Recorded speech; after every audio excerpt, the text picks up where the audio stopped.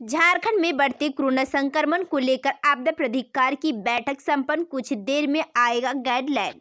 झारखंड में कोरोना के बढ़ते मामले को देखते हुए सीएम हेमंत सोरेन की अध्यक्षता में सोमवार की शाम आपदा प्रबंधन प्राधिकार की बैठक संपन्न हुई। आपदा प्रबंधन प्राधिकार की इस बैठक में झारखंड में लॉकडाउन या सेमी लॉकडाउन लगाने पर चर्चा हुई। कुछ देर में गाइडलाइन जारी हो जाएगा। बता दें कि राज्य में कोरोना संक्रमण के नियंत्रण को लेकर सीएम श्री सोरेन ने विभिन्न विभागों से सुझाव मांगा था। इसके आलोक में स्वास्थ्य विभाग ने 16 बिंदुओं पर अपना सुझाव आपदा प्रबंधन प्राधिकार को भेज दिया। इस सुझाव में जहां नाइट कर्फ्यू लगाने की सिफारिश की गई थी, वहीं स्कूल कॉलेज के साथ अन्य शिक्षण संस्थानों को बंद करने समेत अन्य सुझाव भी दिए गए थे।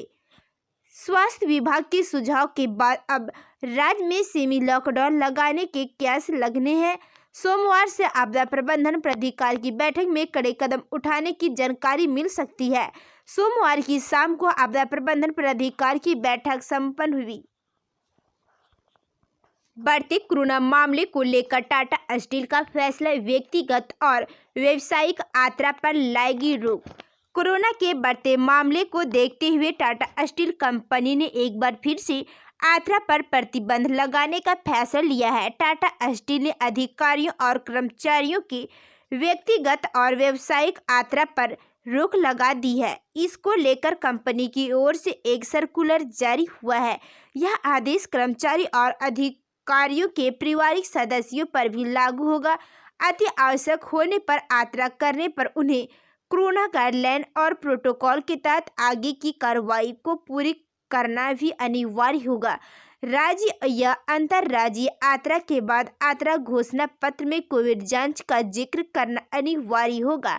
इसके तहत टाटा स्टील कंपनी में किसी तरह के फिजिकल मीटिंग, सेमिनार, वर्कशॉप पर भी रोक रहेगी। ऐसे सारे कार्यक्रम वर्चुअल प्लेटफॉर्म पर आयोजित होंगे। सर्कुलर में अधिकारी और कर्मचारियों को इसकी भी सलाह दी गई है कि अगर बहुत आवश्यक ना हो तो बड़े समारोह, पार्टी और कार्यक्रम में हिस्सा लेने से बचें। झारखंड में शुरू हुआ 15 से 18 वर्ष के बच्चों का टीकाकरण।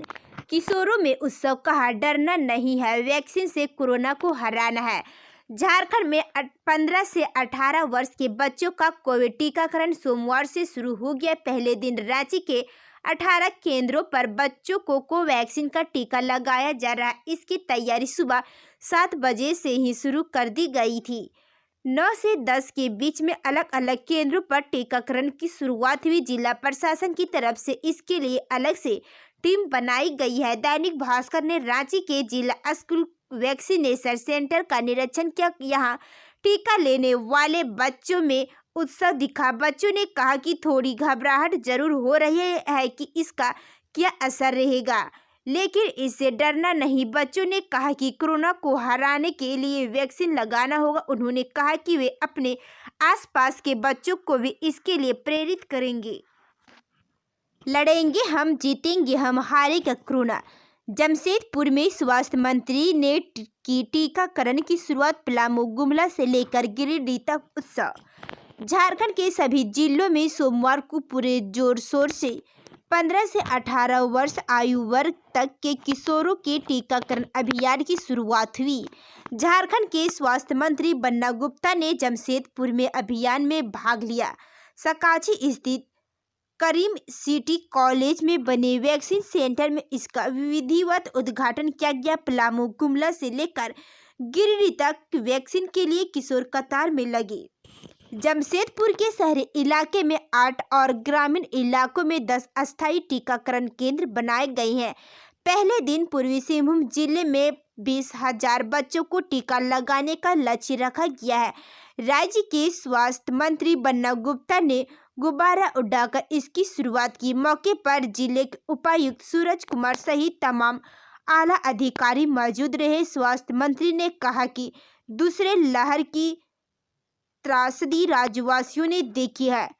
शासन प्रशासन ने मिलकर जनता के सहयोग से बीमारी के खिलाफ जंग लड़ी। तीसरी लहर को रोकने के लिए इसी प्रकार सामूहिक प्रयास किया जाए। बर्फीली हवा ने झारखंड में बढ़ाई कनकनी। 48 घंटे में 6 डिग्री सेल्सियस गिरा रांची का पारा। 4 दिन बाद तापमान बढ़ने के आसार।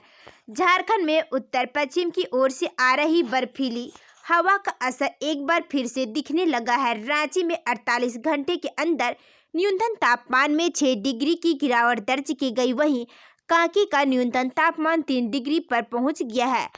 मौसम वैज्ञानिक केंद्र रांची के हेड अभिषेक आनंद ने बताया कि अगले 4 से 5 दिनों तक सुबह में कोहरा और दिन में धूप निकलेगा। इसके बाद 2 से 3 डिग्री तक तापमान में वृद्धि के संकेत दिए गए। इसके बाद ठंड से राहत मिलने की संभावना है। वहीं राज्य के कुछ जगहों पर 48 घंटों में दरमियान कहीं कहीं हल्के व मध्य दर्ज का कोहरा छाने की संभावना है। कड़ाके की ठंड में पैराडाइज ने निभाया मानव धर्म। झारखंड के ग्रामीण इलाकों में किया गर्म कपड़ों का वितरण। स्वयंसेवी संस्थान पैराडाइज सेवा परमो धर्म को अपना आदर्श मानते। इसी के तहत झारखंड के ग्रामीण इलाकों में अपने 98 कार्यक्रम का आयोजन किया। कड़ाके की ठंड को देखते हुए संस्थान की ओर से राज्य के विभिन्न जिलों के ग्रामीण इलाकों में ग्रामीणों के बीच गर्म कपड़ों का वितरण किया गया। संस्थान की ओर से खूंटी, सरायकेला, बोकारो व रांची में शिविर लगाकर गर्म कपड़े बांटे गए। स्वयंसेवी संस्थान पैराडाइज के सचिव के अनुसार सबसे सुखी वही है जो किसी और के काम आए। किसी को कुछ देना महज दान मात्र नहीं होता, यह जीवन का एक सार्थक बदलाव होता है। जब आप किसी के लिए कुछ अच्छा करते हैं, कई और लोगों को अच्छा करने के लिए प्रेरित करते हैं और यही रहना एक सामाजिक प्रयास बन जाता है। संस्था की ओर से सभी दानदाताओं के प्रति आभार प्रकट किया गया। 3 वर्षीय अयांश की आंखें अब किसी की दुनिया को करेगी रोशन। परिजनों ने नेत्रदान कर पेश की मिसाल।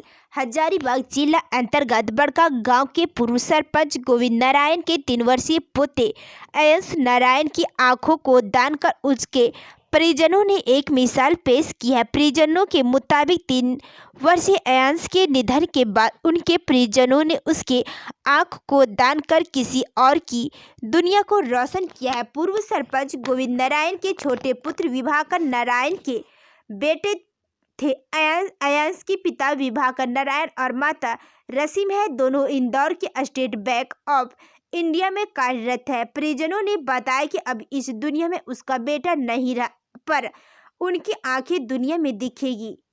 नौकर पेशा पति पत्नी का मानना है कि भले ही अयांश उनके बीच नहीं है, लेकिन उनकी आंखें किसी और की दुनिया को रोशन करेगी, दुनिया देखेगी, इसी के तसल्ली मिल जाएगा। अयांश के माता पिता ने बताया कि अयांश नारायण को बचपन से ही हार्ट की बीमारी थी। बेंगलुरु में 2 सर्जरी हो चुकी थी। 2 दिन से उसे सर्दी जुकाम भी था। 1 जनवरी को उसकी सांस लेने में परेशानी होने लगी तो परिजन बम्बे हॉस्पिटल ले गए, यहाँ उनकी मृत्यु हो गई।